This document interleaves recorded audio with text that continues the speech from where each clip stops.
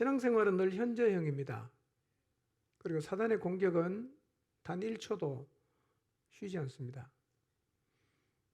그래서 어떤 상황에서도 주님과 관계를 누리며 사는 것이 중요합니다. 교회의 가장 큰 저력이 뭘까요? 돈이 많은 걸까요? 사람이 많은 걸까요? 그렇지 않습니다. 교회는 하나님과의 관계 속에 사는 사람이 교회의 저력이 됩니다. 하나님과 상관없이 사는 사람은 수만 명 있어도 별로 의미가 없습니다. 소수여도 하나님과 깊은 관계 속에서 살고 있는 사람이 교회의 저력이고, 이런 저력을 가지면 교회의 규모와 상관이 없이 하나님이 주신 사명을 잘 감당할 수 있게 됩니다. 추석 이후 9월과 10월에는 우리 교회가 뭘 하며 가야 될까 하는 게 많이 묻고 또 생각을 많이 했습니다. 근데 기도하면 할수록 하나님이 제게 주신 마음이 뭐냐면 교회의 존재 목적에 충실하라는 마음이었어요. 내가 교회 세운 이유를 알고 있지 않나? 그 목적에 충실해라. 이렇게 말씀하시는 것 같았습니다. 여러분, 교회의 존재 목적은 바뀌지 않습니다. 목적이 바뀌지 않기 때문에 해야 할 일도 결코 바뀔 수가 없습니다. 그래서 성도는 교회의 존재 목적인 영혼을 구원하는 일을 식상해하지 않아야 합니다. 교회가 그 일을 감당하려고 할 때 또 그 일을 하자고 하는가? 이제 그 일은 그만하고 다른 일 좀 하면 안 되는가? 왜 환영받지 못하는 부담스러운 일을 자꾸만 하려고 하는가? 라고 생각해서도 안 되고 말해서도 안 됩니다. 혹시 복음을 전하자고 할 때 여러분의 마음에서 자꾸 그런 생각이 올라온다면 여러분이 믿고 있는 천국과 지옥에 대해서 묵상해 보십시오. 안 믿으면 지옥 가잖아요? 여러분의 가족 포함해서. 여러분의 남편도 마찬가지입니다. 부모도 똑같아요. 지옥 가잖아. 말 안 하면 안 되지 않겠어요? 그리고 인간을 구원하기 위해서 하나님이 하신 일을 생각해 보세요. 그리고 예수 그리스도를 머리로 세우시고 이 땅에 교회를 세운 목적도 다시 한번 묵상해 보시기를 바랍니다. 교회는 그 일을 하라고 하나님이 영원전에 계획하셨고 예수 그리스도를 머리로 하여 세운 곳입니다. 복음 전도가 구색을 맞추기 위해서 1년에 한두 번 끼워 넣는 교회 행사가 되면 안 될 것입니다. 교회는 영혼 구원하는 일을 결코 멈추지 않아야 합니다. 이 사실을 작은 교회인 여러분의 목장에 한번 적용해 보시기를 바랍니다. 목장이 작은 교회인데 우리 목장은 존재 목적을 잘 이루고 있는가를 한번 생각해 보십시오. 그리고 앞으로 모든 목장이 하나님이 세운 목적을 이루는 자리에 서게 되시기를 바랍니다. 교회의 존재 목적이 영혼을 구원하는 것이다는 사실은 우리가 알고 있지만 그럼에도 나가기를 주저하고 나가지 못하는 이유는 아마도 잃어버린 영혼을 구원하는 일이 실제로 부담스러운 일이기 때문일 것입니다. 복음 들고 나가 전해보십시오.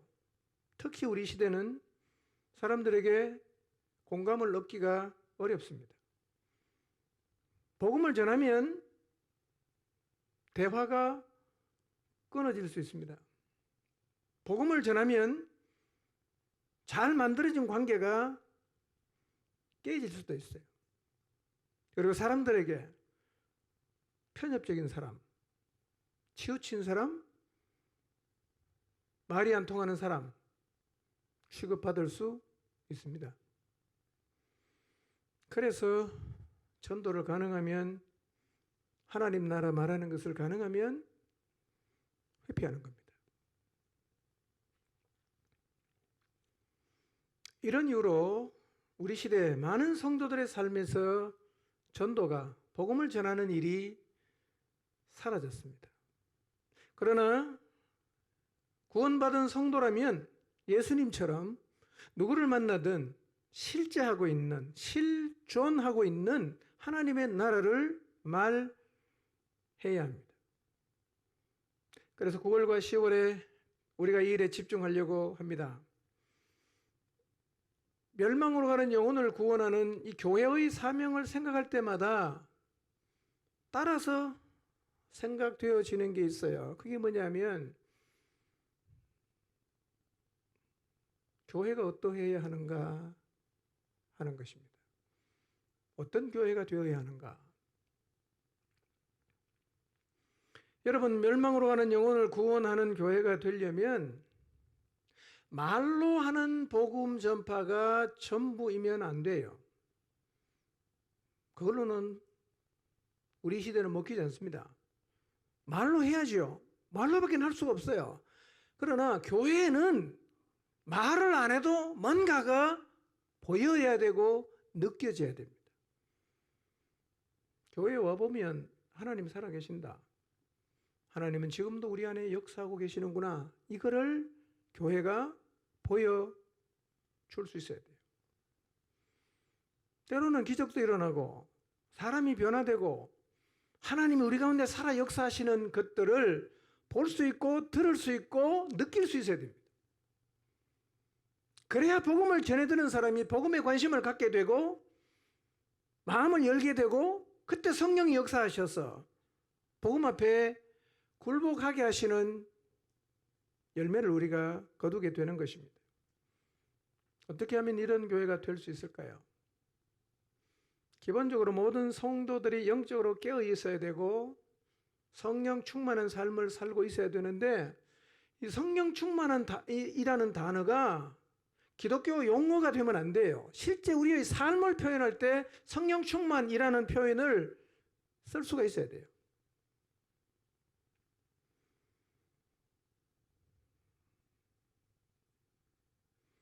내가 살아야 돼요. 내가 살아야 복음 전할 수 있어요. 그리고 우리가 살아날 때 영혼을 구원하는 교회로 자리매김하게 되는 것입니다. 여러분 잘 생각해 보십시오. 전도는 개인이 하는 것처럼 보이죠? 그러나 전도는 개인이 하는 게 아닙니다. 전도는 교회가 하는 겁니다. 그래서 내가 영적으로 죽어 있고 교회가 영적으로 죽어 있으면 전도 안 됩니다, 여러분. 개인이 가서 내용을 전해주는 게 전도인 것처럼 보일 줄 몰라도 사실은 복음 전도, 영혼 구원하는 일은 교회의 사명이지 교회와 상관이 없는 개인의 사명은 아니에요. 교회가 하는 겁니다. 교회가. 그렇게 하려고 하면 교회의 지체인 내가 살아야 되고 교회가 살아 있어야 됩니다. 생명력이 나타나야 됩니다. 그래야 영혼을 구원하는 교회로 서게 되는 것입니다. 영혼 구원에 초점을 맞추고 나가면서도 사실은 제 마음에 기도할 때마다 부담이 되는 게 있었어요. 10월이 제일 중요할 텐데 제가 10월에 2주를 교회를 비워야 돼요. 성지순례 간다고 한 주 비우고 인도신학교 사회 가고 졸업식 제가 참여를 해야 되기 때문에 4주 중에 2주를 비워야 되거든요. 고민이 됐어요. 그러나 저와 우리 모두가 성령 충만의 자리에 선다면 교회의 머리가 되시는 예수님께서 이번 가을에도 영혼 구원의 소중한 열매를 맺게 하실 것입니다. 여러분, 누구에게 나갈지를 결정하셨습니까? 이번에 내가 누구에게 복음을 들고 가겠다 결정하셨습니까? 여러분의 마음속에 저 영혼에게 가서 꼭 복음을 전해야지 하나님이 마음을 주신 사람이 있습니까? 우리가 다가갈 사람이 누구이든 이 자리에서도 우리가 다가갔을 때 그들이 보일 반응을 어느 정도는 예상할 수가 있어요. 가면 복음을 얘기하면 그 사람이 보일 반응 대충 예상이 되시죠? 예, 될 거예요. 물론 마음의 준비가 되어 정말 우리도 놀랄 정도로 복음 앞에 반응을 보이는 사람도 있겠지만 많은 경우는 복음 전하면 듣는 것 자체를 힘들어합니다. 아주 짜증스럽고 퉁명스럽게 반응합니다. 어떤 경우에는 아주 단호하게 이런 얘기하려면 나한테 오지 마 라고 얘기도 할 것입니다. 그러나 그럼에도 불구하고 생명을 살리는 복음 전하는 일을 포기할 수 없다는 것을 우리가 알고 있기 때문에 나가긴 하겠지만 나가는 우리의 발걸음이 매우 무거울 수가 있어요. 그리고 우리의 마음속에 기대감이 없어요. 가봐도 뭐 똑같을 거야. 그러나 한번 가보긴 하자. 안 되면 어쩔 수 없고. 마지못해 가는 우리의 걸음일 수도 있습니다. 여러분, 우리가 복음을 전할 때 혹은 복음을 전하는 과정에서 생겨나는 다양한 반응과 문제들, 어떤 시각으로 바라보아야 할까요? 내가 복음을 전하기로 계속 기도하고 있는데 갑자기 그 사람의 삶에서 어떤 문제가 생기고 관계가 이상해지고 이런 문제들이 많이 생겨날 수 있는데, 이런 문제가 생겼을 때 우리는 이런 문제를 어떤 시각으로 바라보고 어떻게 대처를 해야 할 것인가? 오늘은 여기에 대해서 말씀을 좀 상고하려고 합니다. 자, 설교 제목 한번 읽어보겠습니다. 시작.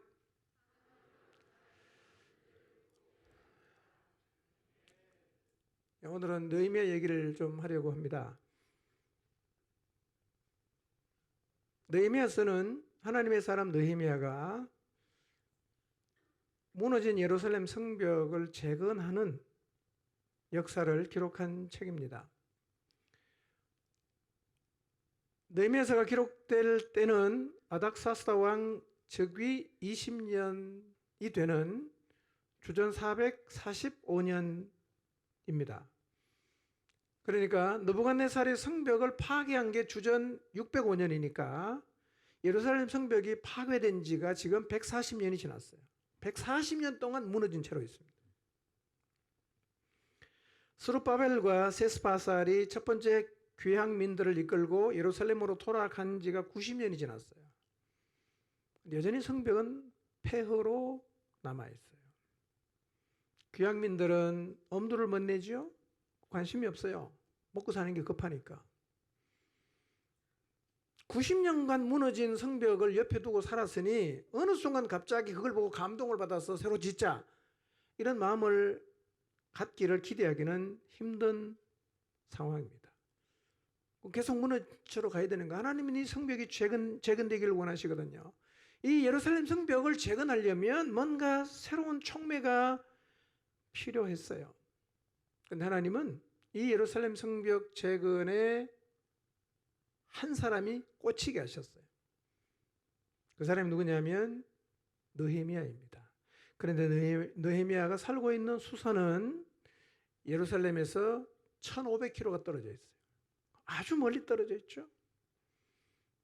그런데 신기하게도 하나님은 이 느헤미야를 통해서 90년째 무너진 채로, 아니 140년 동안 무너진 채로 폐허가 되어 있는 예루살렘 성벽 재건의 역사를 이루셨는데 놀라운 사실이 있어요. 그건요, 느헤미야가 한 번도 예루살렘을 방문한 적이 없다는 거예요. 한 번도 무너진 성을 목격한 적도 없어요. 느헤미야는 포로의 후손이거든요. 거기서 태어났어요. 한 번도 못 가봤어요. 여러분, 우리는 뭐 지금 1500km 하면 비행기 타면 뭐 한 2시간 정도면 갑니다. 그러나 고대 사회는 다 걸어가든지 말 타고 가야 되니까요. 그리고 무슨 도로가 있는 것도 아니고요. 나라를 잘못 가다가 뭐 죽을 수도 있어요. 그런데 느헤미야가 신기하게도 예루살렘에서 1500km 떨어진 곳에서 한 번도 가본 적이 없는 그 예루살렘 성벽의 재건을 자기가 해야 되는 사명으로 받아들여요. 놀라운 일이에요. 자, 먼저 느헤미야가 그 성벽 재건을 자기가 해야 되는 하나님이 자기에게 주신 사명으로 받아들이는 과정을 먼저 살펴보도록 하겠습니다. 느헤미야 1장 2절에서 4절 말씀 한번 읽어볼까요? 시작. 하나니가 두 사람과 함께 유다에서 내게 이르렀기로 내가 그 사로잡힘을 면하고 남아있는 유다와 예루살렘 사람들의 형편을 물은즉 그들이 내게 이르되 남아있는 자들이 능력을 받으며 예루살렘 성은 허물어지고 성문들은 불탔다 하는지라. 내가 이 말을 듣고 앉아서 울고 수일 동안 슬퍼하며 하늘의 하나님 앞에 금식하며 기도하여. 2절을 보시면 이렇게 말하죠. 내 형제들 가운데 하나인 하나니가 두어 사람과 함께 어디에서 이르렀어요? 유다에서 온 사람이에요. 예루살렘에서 온 사람이에요. 근데 느헤미야는 아직 이 페르시아 땅에 사로잡혀 오지 않고 그 땅에 남아있는 사람들이 어떻게 살고 있는가를 물어요.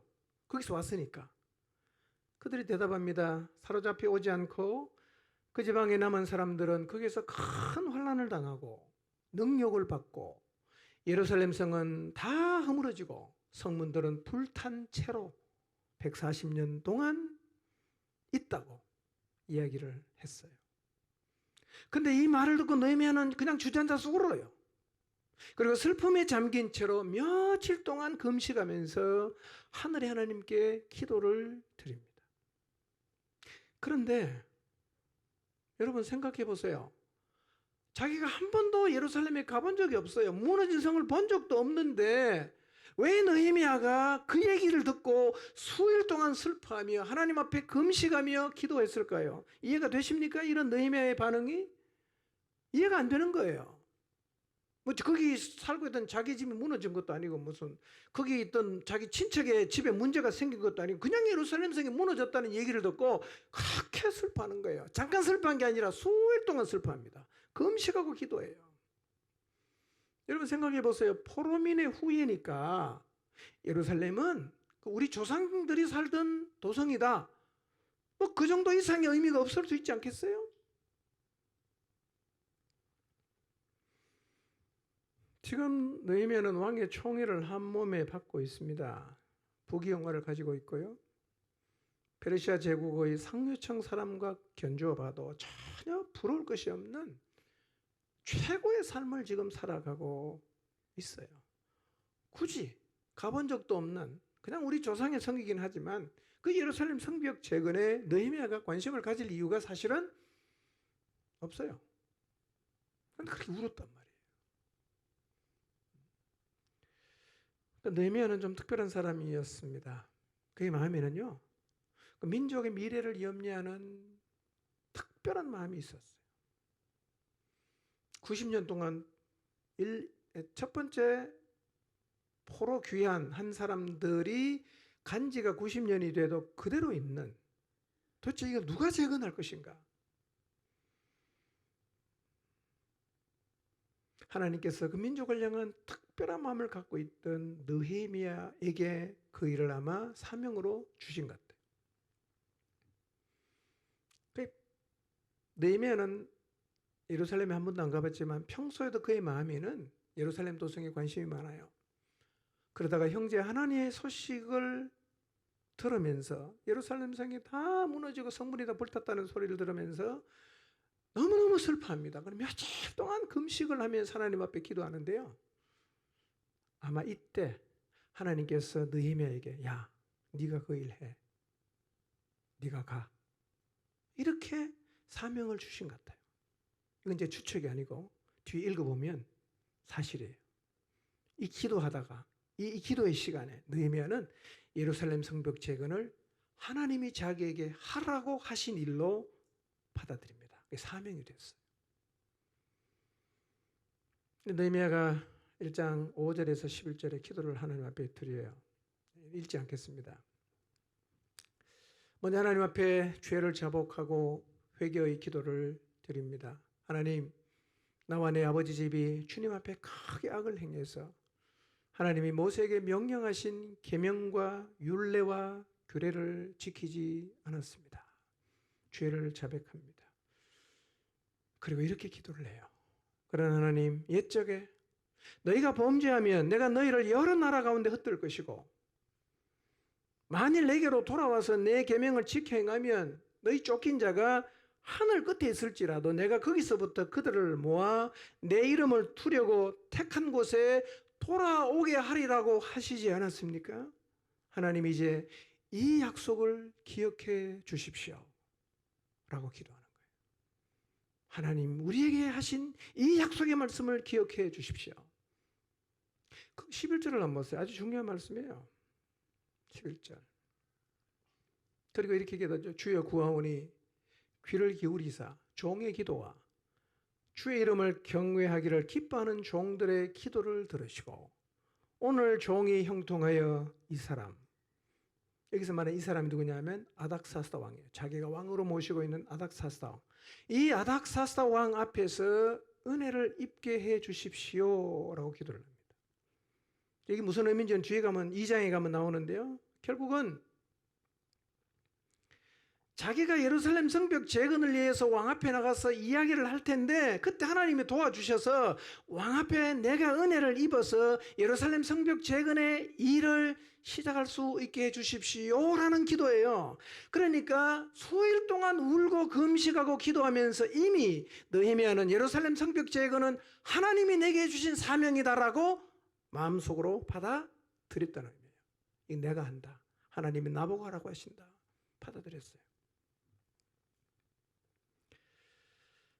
참 놀라운 일이죠. 포로가 귀환해서 90년 동안 그냥 있는 성벽.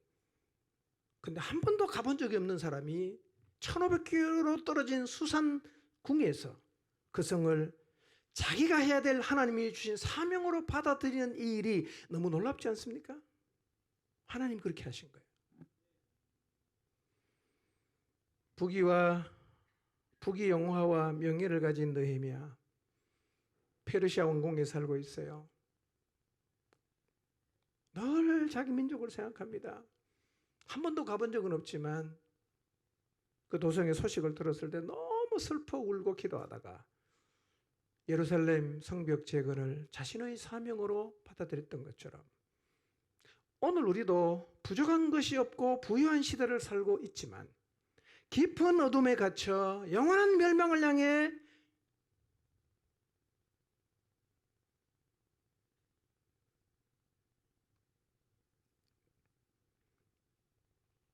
달려가는 영혼들을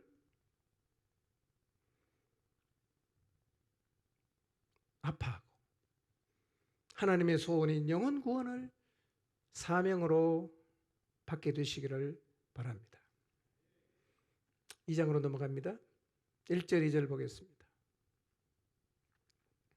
같이 읽겠습니다. 시작.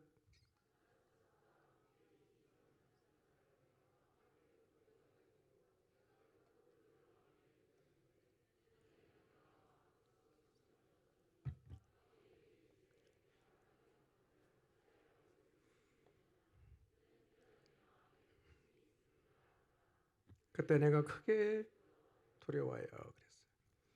아닥사스다 왕 제20년 니산월은 하나님으로부터 예루살렘의 소식을 들은 후 4개월이 지났어요. 넉 달 동안 느헤미야는 계속 기도를 하고 있었겠죠. 그런데 니산월 어느 날 술 맡은 관원이니까 왕에게 포도주를 드렸어요. 그런데 왕이 느헤미야의 안색이 평소와 달리 좋지 않은 것을 보았습니다. 이렇게 말합니다. 내가 병이 없거늘 어찌 안색이 좋지 않느냐? 내 마음에 근심되는 일이 있느냐? 라고 물어요. 2절을 보세요. 느헤미야가 어떻게 느낍니까? 크게 두려워했어요. 왜 두려워했을까요? 여러분, 술 맡은 관원은요, 고대 왕들은 이 독살의 위험에 늘 노출되어 있고요. 실제로 독살되고 죽는 사람이 많았어요. 그 왕은 자기가 마시는 술이나 음료를 독이 들었는지 그렇지 않은지를 확인하는 사람이 필요한데 그 사람이 믿을 만한 사람이겠어요? 믿을 수 없는 사람이겠어요? 굉장히 신뢰하는 사람이에요. 왕의 말동무도 되고 정말 신뢰하는 사람이 술 맡은 관원입니다. 굉장한 신임을 얻고 있죠. 왕하고 이렇게 가까운 거리에 있으니까 결국은 권력도 있겠죠. 그런데 생각해 보세요. 이 왕 앞에 늘 술을 따르고 왕이 독살되지 않도록 보호해야 되는 사람이 어느 날 갑자기 인상이 이상하고 막 긴장하고 있으면 어떤 느낌이 들까요? 저놈이 나를 죽이려고 하나 이런 생각이 들지 않겠어요? 그러다 보니까 왕궁에서는요, 왕 앞에서 찡그리고 있으면 다 죽여버립니다. 처형당하는 거예요. 그러니 왕 앞에 술을 따르는 이 술 맡은 관원이 느헤미야가 안색이 안 좋으니까 왕이 그 얘기를 하니까 느헤미야가 굉장히 두려워하죠. 자, 2장 3절을 보겠습니다. 읽읍시다. 시작. 왕께 대답하되 왕은 만세수를 하옵소서. 내 조상들의 묘실이 있는 성읍이 이제까지 황폐하고 성문이 불탔사오니 내가 어찌 얼굴에 수심이 없사오리까 하니. 느헤미야가 크게 두려워하면서 지금 자기의 안색이 좋지 않은 이유를 설명하죠. 내 조상들의 묘실이 있는 성읍이 이제까지 황폐하고 성문이 다 불탔다는 소식을 들었기 때문입니다. 라고 왕에게 자기가 지금 근심하고 있는 이유를 설명합니다. 왕이 느헤미야에게 물어요. 2장 4절입니다. 읽습니다. 시작.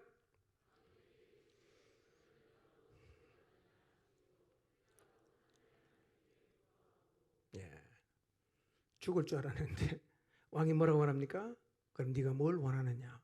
그렇게 슬프고 힘들면 내가 나한테 뭘 해주면 좋겠냐? 이렇게 물었어요.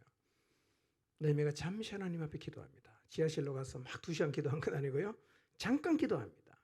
아마 이것은 지난 4개월 동안 하나님으로부터 받은 사명을 내가 어떻게 이루어갈까? 그 뒤에 읽어보면 이 느헤미야가 고민을 많이 하고 어느 정도 딱 정리된 게 있어요. 이거 요청해야겠다. 정리된 게 있거든요. 잠깐 묵도합니다. 왕에게 대답합니다. 5절입니다. 시작. 왕에게 아뢰되 왕이 만일 좋게 여기시고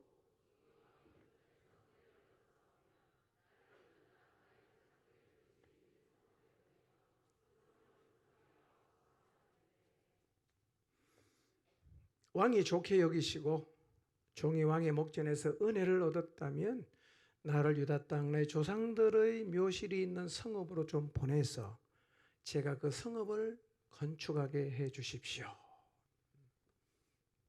그러니까 이미 느헤미야의 마음에는 어떤 마음이 정해져 있어요. 성벽재건 내가 한다. 이건 내 사명이야. 정해졌다는 얘기죠. 그리고 그걸 위해서 이미 지난 4개월 동안 하나님 앞에 기도해 왔다는 사실을 확인할 수가 있어요. 왕이 말합니다. 6절입니다. 시작. 왕후도 왕곁에 앉아 있었더라. 왕이 내게 이르시되 내가 몇 날에 다녀올 길이며 어느 때에 돌아오겠느냐 하고 왕이 나를 보내기를 좋게 여기시기로 내가 기한을 정하고 그랬어요. 자, 이때 왕후도 왕 곁에 앉아 있었는데 왕이 느헤미야에게 말합니다. 너 그렇게 다녀오려고 하면 얼마나 걸리겠냐? 언제쯤 다시 돌아오겠냐? 묻습니다. 느헤미야는 아하, 왕이 허락하시겠다라는 생각이 들어서 얼마가 걸리겠습니다를 말씀드리고 왕에게 몇 가지 부탁을 해요.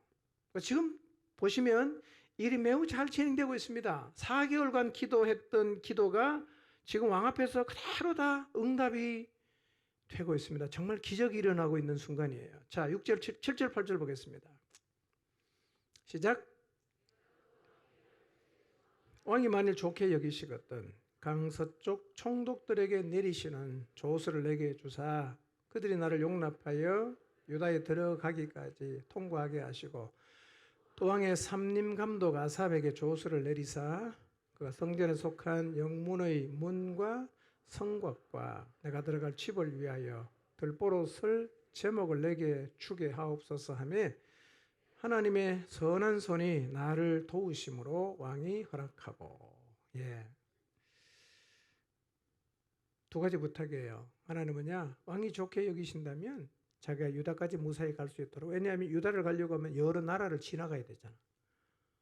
비행기가 없으니까. 그러면 가다가 못 가게 하면 못 가잖아요. 길 막으면. 그래서 이 나라를 잘 지나서 예루살렘까지 갈 수 있도록 강서편에 있는 총독들에게 친서를 좀 달라. 이거 들고 내가 통과할 수 있도록. 보여주면 통과가 되니까요. 두 번째 요청이 뭐냐? 왕실 숲을 맡아보는 아삽에게 친서를 내려서 제가 나무로 성전 옆에 있는 문짝도 짜고 성벽도 샀고 내가 살 집도 좀 짓도록 목재를 좀 달라는 부탁을 합니다. 그런데 8절은 이렇게 말하죠. 하나님의 선한 손이 도우심으로. 하나님의 선한 손이 도우심으로 왕이 느헤미야의 요청을 들어주었어요. 그러니까 지금 느헤미야가 하나님 앞에 드린 기도를 하나님이 계속해서 응답하고 있죠. 클라이네스라는 학자는 이렇게 말합니다. 느헤미야의 요청을 왕이 허락한 것은 예루살렘 성 재건을 네 마음대로 해봐라 라는 일종의 백지 수표를 준 것과 같다고 말합니다. 권한을 다 넘겨준 거죠. 일이 너무 잘 풀리는 것 같아요. 이렇게 생각할 수 있죠. 역시 사명을 주신 하나님께서 그 사명을 이루어갈 수 있도록 확실하게 인도하시고 계신다라고 생각할 수 있는 부분이에요. 그런데 더 놀라운 일이 하나 있어요. 9절입니다. 읽어봅니다. 시작.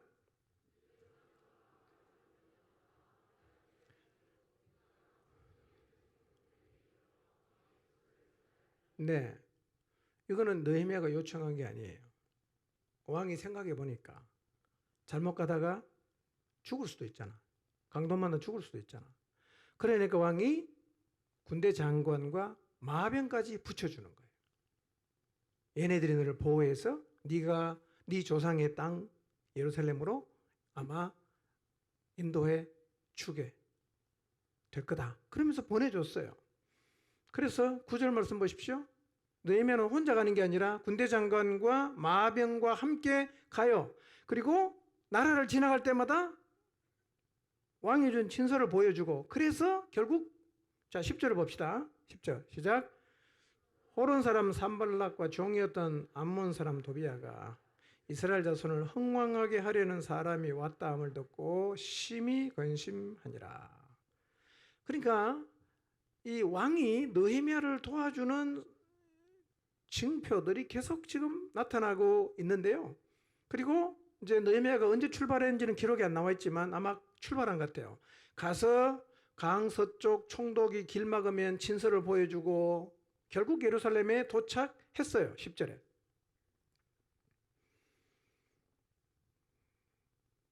산발락과 도비야, 이 얘기는 이제 다음 주에도 계속 여러분이 많이 듣게 될 텐데요. 이 사람들은 이 이스라엘을 흥망케 하려는 사람이 왔다는 소식을 듣고 굉장히 걱정을 합니다. 큰일 났다. 저기 다시 재건되면 우리가 이제 큰일 났다. 뭐 이렇게 이제 근심을 하는데요.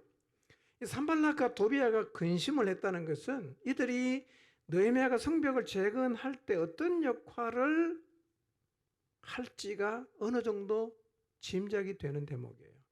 그리고 그 짐작대로 다음 주에 보면 그렇게 합니다.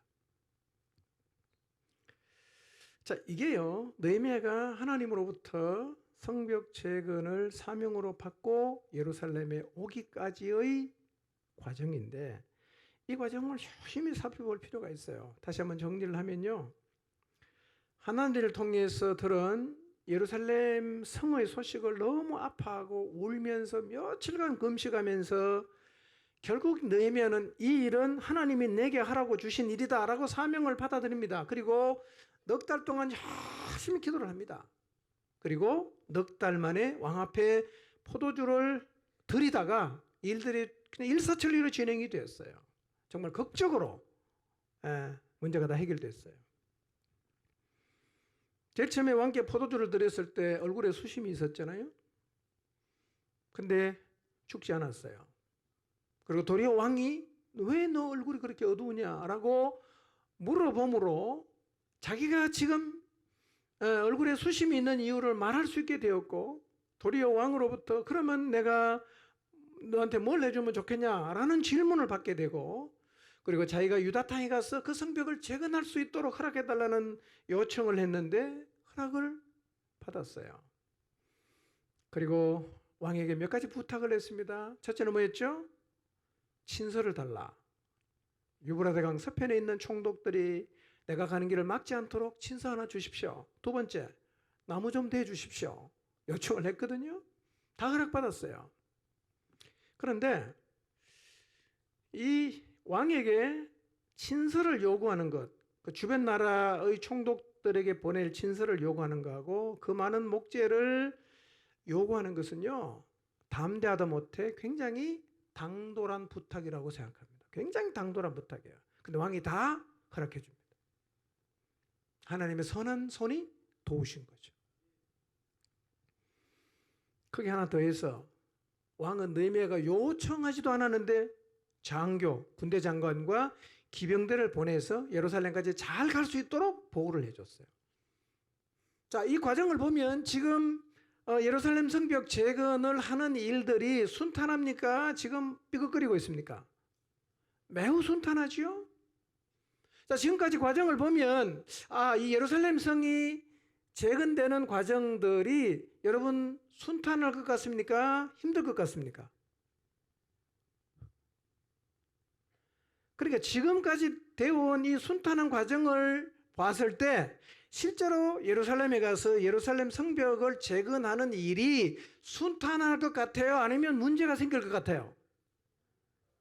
순탄할 것 같죠? 예, 이게 이제 우리가 우리의 삶을 살아갈 때 혹은 하나님의 뜻을 따라갈 때 우리가 고뇌하고 당황하는 이유가 된단 말이에요.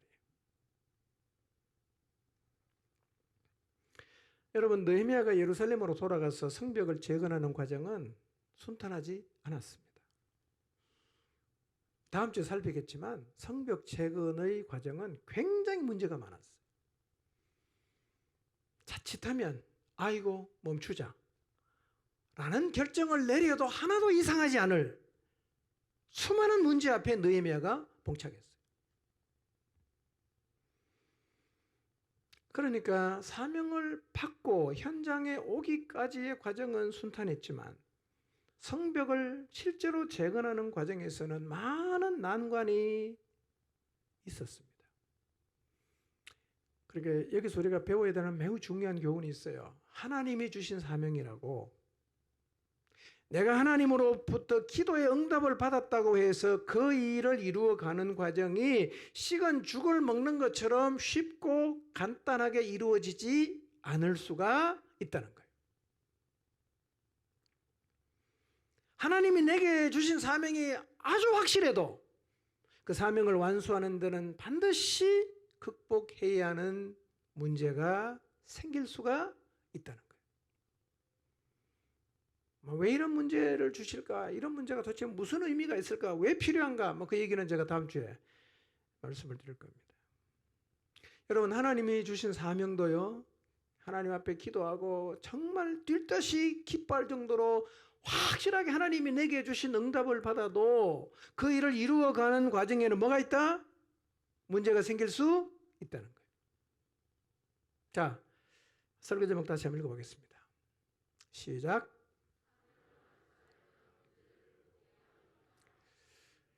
예, 아주 중요한 얘기입니다. 사명을 완수하려면 뭘 해야 된다? 문제를 극복해야 됩니다. 하나님이 느헤미야에게, 여러분 생각해 보세요. 1500km 떨어진 곳에 살고 있는 느헤미야에게 거기를 한 번도 가본 적도 없는 느헤미야가 그렇게 잘 살고 그 신경 안 써도 되는 그런 환경에 놓여있던 느헤미야가 하나님으로부터 그 성벽 재건의 사명을 받았다는 사실이 너무 놀랍지 않습니까? 그러면 하나님께서 느헤미야가 가기까지의 과정을 일사천리로 가게 했으면 성벽을 재건하는 과정도 우리가 봐도 역시 다르다 이렇게 가야 되는데, 여러분 느헤미야서를 읽어보면 이 이전과 이후는 완전히 그림이 달라요. 그림이 달라요.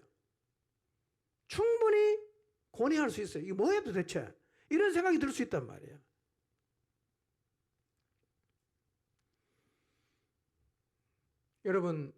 여러분이 많은 기도로 준비를 했었어도, 그리고 여러분의 기도에 하나님이 분명한 징표를 주어서 응답을 하셨어도 모든 일이 거침없이 이루어질 것이라고, 혹은 거침없이 이루어져야 한다고 생각하지 마십시오. 그래서 기도실에 하나님 앞에 기도하면서 받은 응답의 확신이 클수록 어쩌면 우리가 더 혼란스러워할 수도 있습니다. 시각을 바꿔야 됩니다.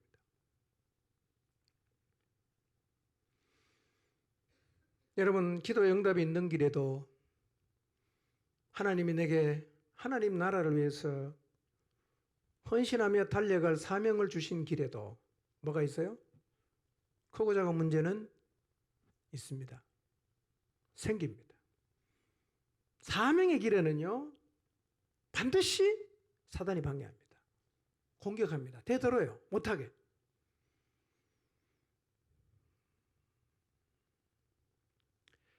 그러니까 여러분 생각을 이제 바꾸셔야 됩니다.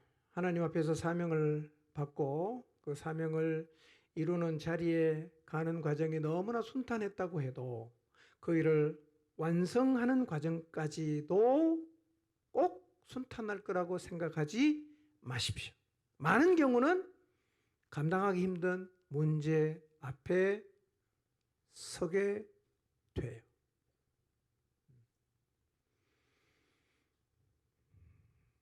여러분, 어떤 사람의 영혼 구원을 위해서 많이 여러분이 기도하고 하나님이 내 마음에 평안을 주시고 너를 통해 그를 하나님 앞으로 이끌겠다라는 확신을 주셨어도 똑같습니다. 지금 여러분이 나가려고 하는 그 영혼을 향한 걸음이 처음이 아닌 분이 많을 거예요. 여러 번 이미 나갔던 사람일 수도 있어요. 그때도 많이 기도했고 또 준비했고 하나님이 내 마음속에 그 영혼을 향한 긍휼한 마음도 주시고 또 확신도 주셨어요. 그래서 내가 가벼운 마음으로 나갔는데 예상치 못한 문제 앞에 탁 서면서 포기했을 수 있어요. 안 되나 보다. 그럼 내 기도는 뭐야 이거 도대체? 내가 받은 응답의 확신은 도대체 뭘까? 감정이었나? 굉장히 혼란스러울 수 있죠.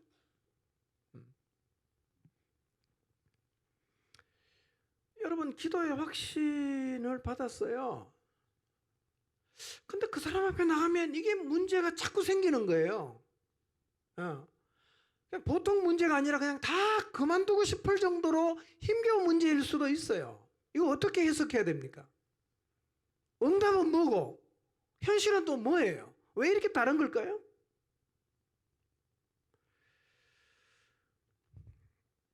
여러분, 사명의 길에서 문제를 만나는 것, 확실한 기도의 응답이 있었지만 예상하지 못한 문제가 생기는 것, 절대로 이상한 일이 아닙니다.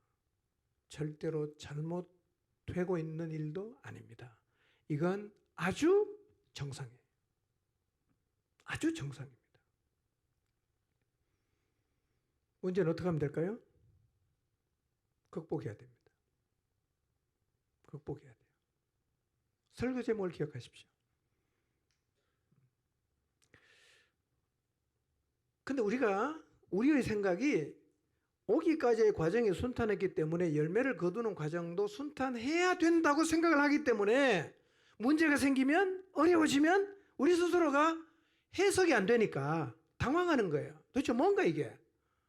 신앙의 근본적인 문제까지 우리가 회의감에 빠질 수가 있어요. 분명히 응답했는데 왜 이렇게 안 될까? 왜 이렇게 반대가 심할까? 왜 이렇게 어려움이 많을까? 그러니까 하나님께 받은 확신이 클수록 우리의 마음의 요동침도 커지는 거예요.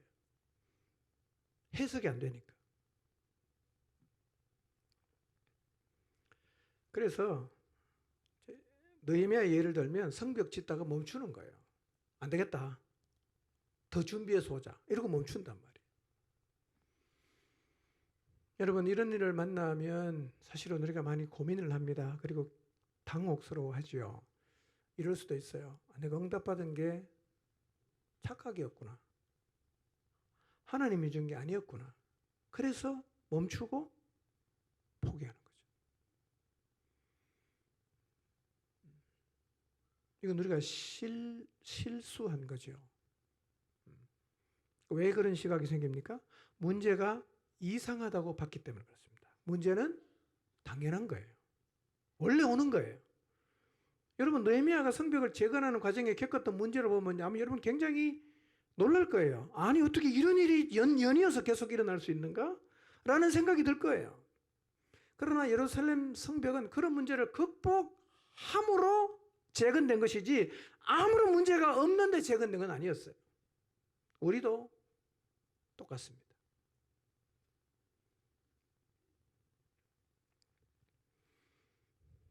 문제는 당연한 거예요. 여러분 기도 응답을 받아도 하나님이 여러분에게 마음을 주셔서 내가 누릴 수 있는 거 포기하고 내가 주장할 수 있는 권리 다 내려놓고 내가 그걸 위해 살겠다고 사명으로 받고 나가니까 하나님이 안 해주면 얼마나 우리가 서운하겠어요. 하나님은 아시잖아. 이만큼 포기하고 갔는데 왜 이러십니까? 하나님 앞에 되돌고 싶지 않겠어요? 그렇게 생각을 바꿔야 돼. 문제가 오면 어떻게 생각해야 된다? 당연한 거예요. 그게 원래 오는 거예요. 뭐만 하면 된다? 극복하면 되는 거죠. 근데 문제 자체를 이상하게 보면 해석이 안 된단 말이에요.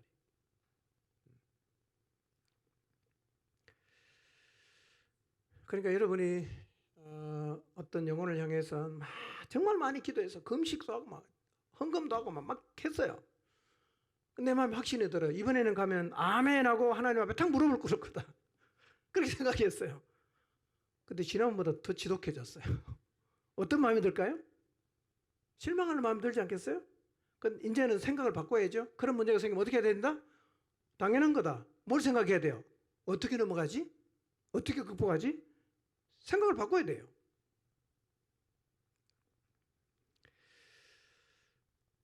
여러분 하나님의 역사를 하나님이 원하는 일을 내가 사명으로 받았다. 참 얼마나 큰 축복이에요. 내가 원하는 일을 위해서 인생을 드리는 게 아니라 하나님이 너무너무 원하는 그 일을 위해서 내가 내 인생을 드리기로 결심하고 그걸 내가 사명으로 받았다. 놀라운 일 아니겠어요? 어떤 문제를 놓고 열심히 기도해서 하나님으로부터 그 일을 허락하신다는 확신을 받았어요. 응답을 받았어요. 얼마나 놀라운 일입니까? 그래도 뭐가 있다? 문제가 생긴다는 사실을 예상하시기를 바랍니다. 문제가 생길 때 절대로 이상하게 생각하지 마시기를 바랍니다. 왜냐하면 그게 정상이에요. 그게 정상이에요. 그래서 여러분 사명은 싸워서 쟁취하는 거죠. 하나님이 줬기 때문에 하나님이 다 알아서 우리는 그냥 무장도 안 하고 걸어가서 그냥 깃발 꽂는 게 절대로 아니라는 사실을 기억하십시오. 가나안 정복 보세요. 그냥 갔습니까? 아니에요. 싸워서 쟁취했습니다.